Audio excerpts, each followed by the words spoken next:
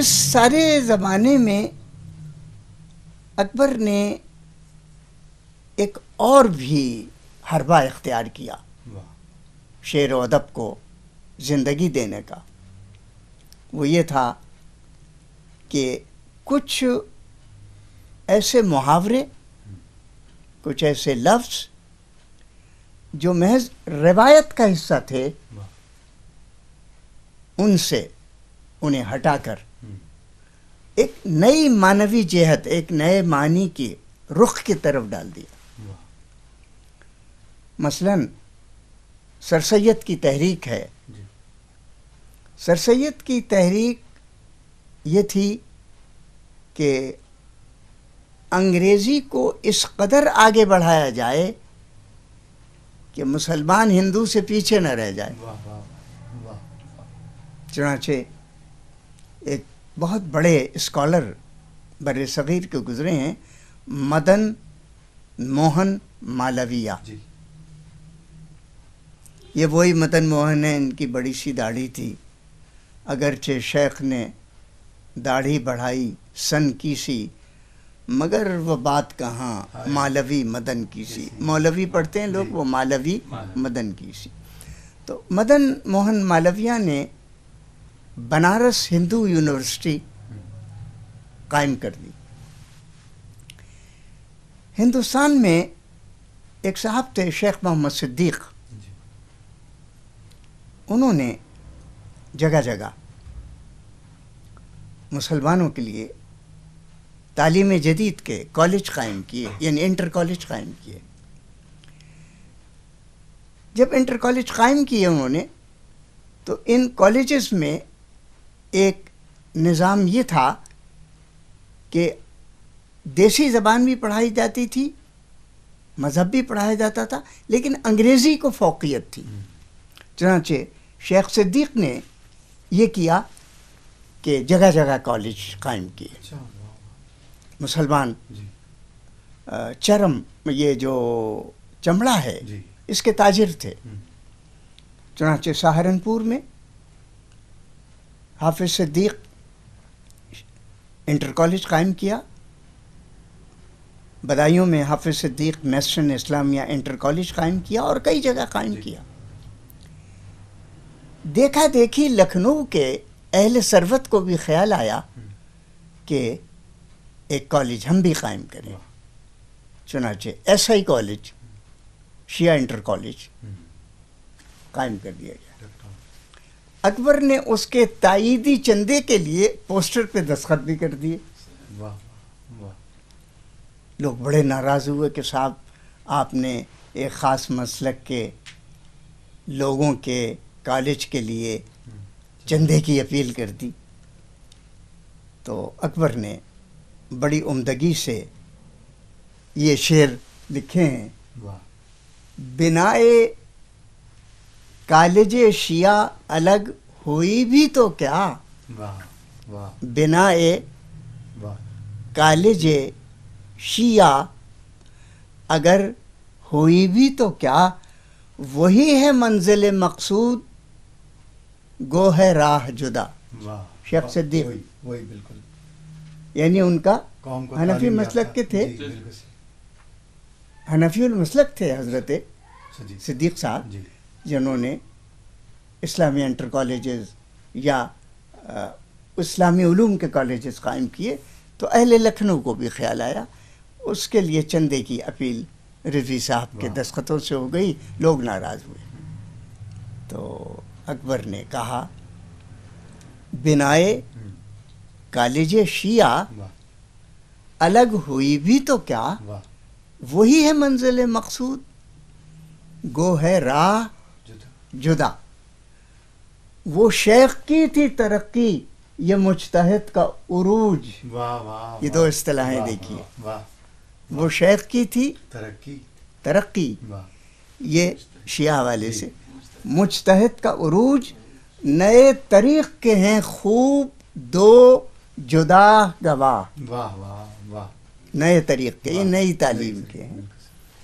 مگن ہیں، عباس آپ سنیے، شاید عباس، مگن ہیں ٹیچر و انجینئر رہے ذاکر واہ واہ مگن ہیں ٹیچر ہو ان کالجوں کی وجہ سے، مجتہد صاحب کی وجہ سے روزی نہ ماری گئی ہو کسی کی.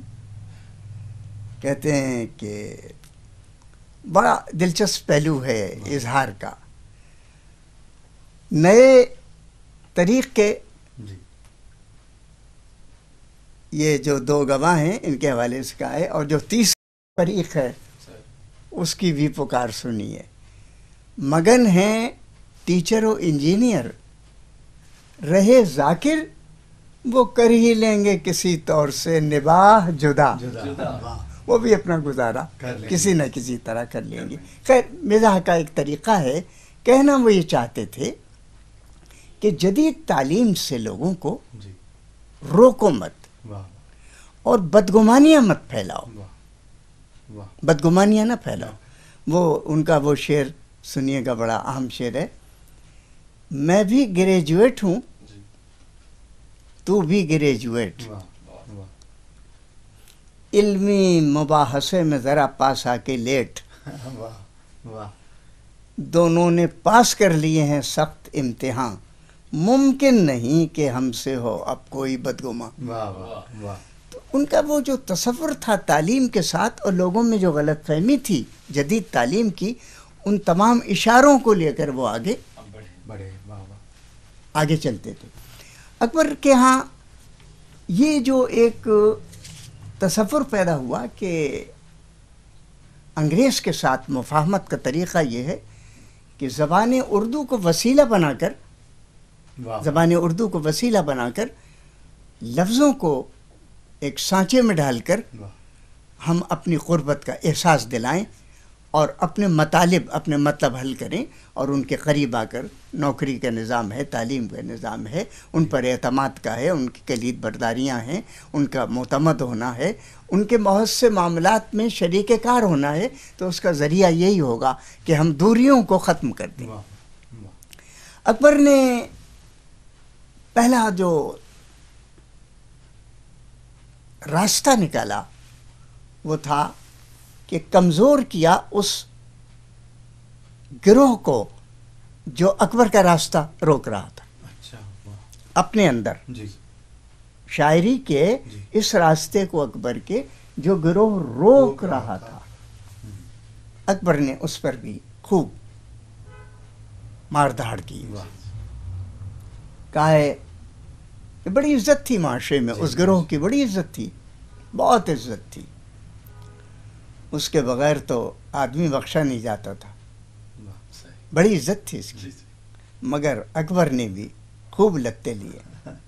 واہ خلاف شرع کبھی شیخ تھوکتا بھی نہیں، واہ واہ واہ خلاف شرح خلاف شرع کبھی شیخ ٹوٹا بھی نہیں تھوکتا بھی نہیں، مگر اندھیرے اجالے میں چوکتا بھی ہائے نہیں. ہائے کیا تنقید مگر انداز ہے واہ واہ واہ اندھیرے اجالے میں چوکتا بھی نہیں. ایک جگہ مکالمہ لکھتے ہوئے وہاں بھی شیخ صاحب کا ذکر کرتے ہیں. ہر جگہ گرایا ہے جی اس طبقے کو جو مسلمانوں کی ترقی کو اس لیے روک رہا تھا کہ وہ جی انگریز کے ساتھ مفاہمت تعلیم کے راستے سے نہ لیں. وہ مس بولی میں کرتی آپ کا ذکر اپنے فادر سے. اچھا واہ مس اور فادر دیکھیں انگریزی کے الفاظ. وہ مس بولی جی جی میں کرتی آپ کا ذکر اپنے فادر سے، واہ مگر آپ اللہ اللہ کرتا ہے پاگل کی مافک ہے. واہ موافق یہ دیکھیے، یہ جو موافق کا تلفظ انگریز سے لیا انہوں نے، ہاں واہ جیسے وہ غیر ملکیوں سے وہ مافک بولتے موافق تھے، بولتے ہیں واہ اس کو بھی انہوں نے استعمال کر لیا. واہ بہت خوبصورت بہت وہ مس بولی میں کرتی آپ کا ذکر اپنے فادر سے اپنے فادر سے، واہ مگر آپ اللہ اللہ کرتا ہے پاگل کی مافک ہے. اس قافیوں کو دیکھیے کس عمدگی سے شیخ صاحب کی طرف موڑ دیا ہے. واہ نہ مانے شیخ جی اور کھا گئے 10-5 یہ کہہ کر اچھا نہ مانے شیخ جی رازق ہے واہ اور کھا گئے 10-5 یہ کہہ کر اگر قابض ہوں یہ بسکٹ تو ہوں اللہ مالک ہے. واہ مافک کا قافیہ دیکھیے مالک کے ساتھ. واہ. اور لفظ اصل میں وہ انگریز کا جی استعمال کرنا تھا. جی اکبر کا یہ جو تصور ہے یہ کہ سخت گیر طبقے کو انگریز کے ذہن سے اس طرح ہٹا دیا جائے کہ مسلمانوں کی ترقی کے راستے میں وہ رکاوٹ نہ بنے، واہ لہذا ان کو بھی چلتا کر رہا واہ مختلف مقامات سے لفظوں کے ذریعے واہ. شعروں کے ذریعے. ایک جگہ کہتے ہیں کہ اے شیخ ان بتوں کی یہ عیاریاں تو دیکھ، واہ ان شیخ کو دیکھا ہے عیاریاں. اے شیخ ان بتوں کی ان بتوں کی یہ عیاریاں تو دیکھ، نکلے یہ جب حرم سے تو اکبر کے گھر پڑے. واہ. نکلے یہ جب حرم سے واہ تو اکبر اکبر کے گھر پڑے. تو یہ شیخ کا جو تصور ہے اس میں مذہب کے ان رویوں میں نرمی پیدا کرنا تھا مقصود اکبر کا کہ مسلمان اس دیوار کو پھلانگ کر آگے بڑھ جائیں واہ اور اس سطح سے آگے نکل جائیں جو سطح ہندو نے اپنے لیے قائم کیے. اکبر کا یہ بھی ایک مجاہدہ ہے کہ کہیں ہندو مسلمانوں سے آگے نہ بڑھ جائیں، اور اس کا طریقہ یہی ایک رہ گیا ہے جو سر سید نے بتایا تھا اور جسے شروع میں اکبر نے شاید اس طرح نہیں مانا مگر آخر میں وہ مان گئے. کہتے ہیں کہ شیخ اپنی رگ کو کیا کرے ریشے کو کیا کرے، واہ واہ وہی مخالفت جی. خط.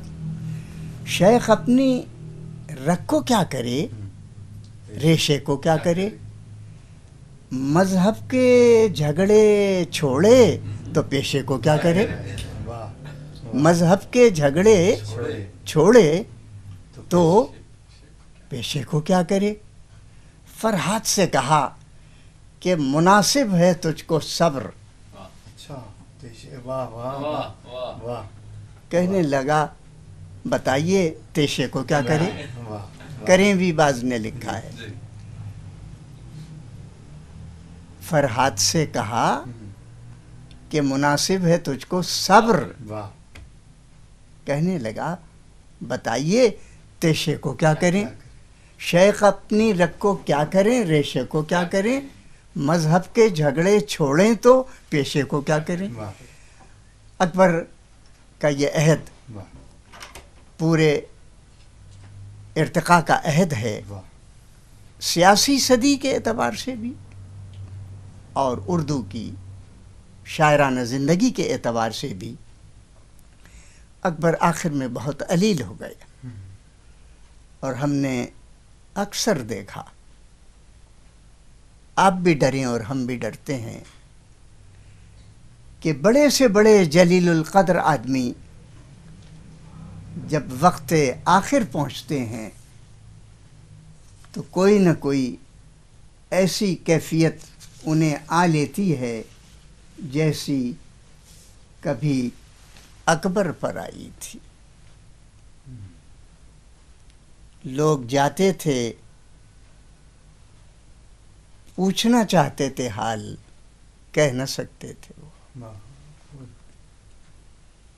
پیشاب کی بیماری کا عارضہ تھا،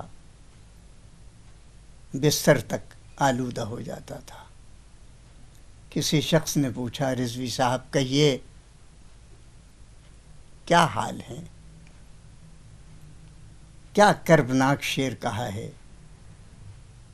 اگر کچھ زندگی باقی ہے اچھا ہو ہی جاؤں گا. دیکھیے یقین، ہائے ہائے اگر کچھ زندگی باقی ہے ہائے ہائے اگر کچھ زندگی باقی ہے باقی ہے اچھا ہو ہی جاؤں وگرنہ جس طرح سب سو گئے ہیں سو ہی جاؤں گا. اوہ، یہ آج کا حاصل تھا واہ واہ جو میں نے آپ کی خدمت میں پیش کیا. واہ. اگر قبول کر سکیں بہت تو ذہن نصیب. بہت بہت خوب، بہت عمدہ. بہت ناظرین، ہم نے اردو ادب کے ایک بہت بڑے استاد سے اردو ادب کے ایک بہت بڑے شاعر کا ذکر سنا. یقیناً ہمارے طالب علموں کے لیے، اردو کے چاہنے والوں کے لیے یہ گفتگو ہمیشہ یاد رکھی جائے گی. اپنے میزبان شاہد عباس سید خرم بخاری کو اجازت دیجیے. اللہ حافظ.